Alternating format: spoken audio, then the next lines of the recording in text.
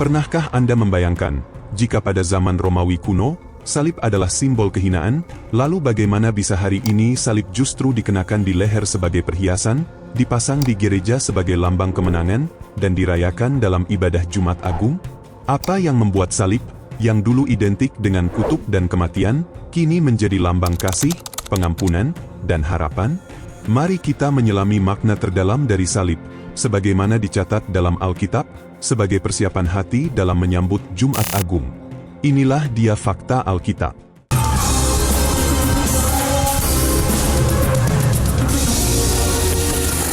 Salib, hukuman terkejam dalam sejarah.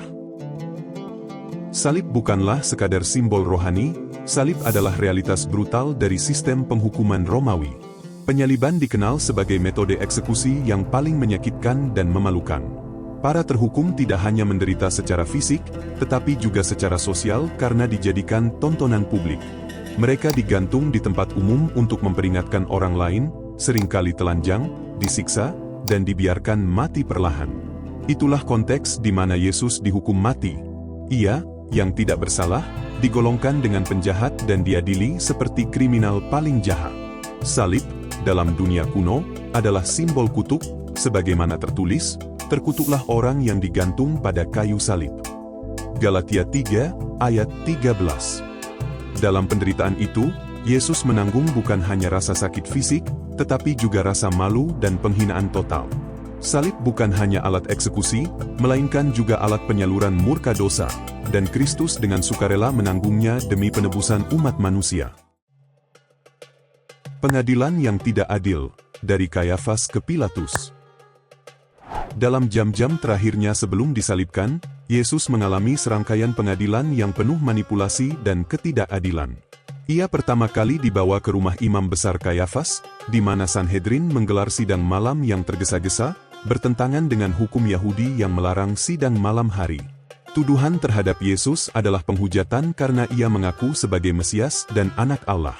Namun, ketika dibawa ke hadapan Pilatus, tuduhan itu diubah menjadi politik, bahwa ia mengaku sebagai raja dan melawan kekuasaan Roma.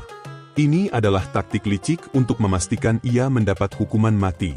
Meski Pilatus sendiri tidak menemukan kesalahan padanya, Yohanes 18, ayat 38, namun tekanan massa dan kepentingan politik membuat ia menyerah dan membiarkan Yesus disalib. Semua ini menggenapi nubuat Nabi Yesaya, dia dianiaya, tetapi dia membiarkan diri ditindas dan tidak membuka mulutnya. Yesaya 53, ayat 7. Keadilan manusia gagal, tetapi rencana keselamatan Allah tergenapi. Salib, penggenapan, pengorbanan, dan kemenangan. Pertanyaan besar yang harus kita pahami sebagai orang percaya adalah, mengapa Yesus harus mati di kayu salib? Jawabannya bukan sekadar historis atau politis, tetapi sangat mendalam secara rohani. Alkitab menyatakan bahwa upah dosa ialah maut, Roma 6, ayat 23, dan semua manusia telah berdosa. Karena itu, diperlukan korban yang sempurna untuk menebus dosa manusia. Disinilah Yesus hadir sebagai anak domba Allah, yang menghapus dosa dunia. Yohanes 1, ayat 29. Kematiannya di atas salib bukanlah kecelakaan sejarah, tetapi bagian dari rencana keselamatan Allah yang telah dinubuatkan sejak perjanjian lama. Dari Paskah pertama di Mesir hingga nubuat Nabi Yesaya, semuanya menunjuk pada satu momen puncak, yaitu salib. Ketika Yesus disalibkan bertepatan dengan penyembelihan anak domba Paskah, itu adalah bukti bahwa ia adalah penggenapan dari bayang-bayang perjanjian lama.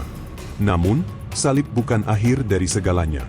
Pada hari ketiga, Yesus bangkit dari kematian, mengalahkan maut dan memberi hidup kekal bagi semua yang percaya. Maka, salib bukan hanya simbol penderitaan, tetapi juga kemenangan-kemenangan atas dosa, maut, dan neraka. Salib adalah kekuatan Allah bagi keselamatan kita. 1 Korintus 1, ayat 18. Saat kita menyambut Jumat Agung, marilah kita tidak hanya mengenang penderitaan Yesus, tetapi juga merenungkan kasih yang tak terukur dan pengorbanan yang mengubah hidup kita. Salib mengingatkan kita bahwa dosa telah dibayar lunas. Pengampunan tersedia bagi siapapun yang percaya. Dan hidup kita kini memiliki arah dan harapan. Jika kita mati dengan Dia, kita pun akan hidup dengan Dia. 2 Timotius 2, ayat 11. Jumat Agung bukan hari duka tanpa harapan, tetapi hari penuh makna. Salib Kristus mengajarkan bahwa dari penderitaan bisa lahir keselamatan, dari kematian bisa datang kehidupan.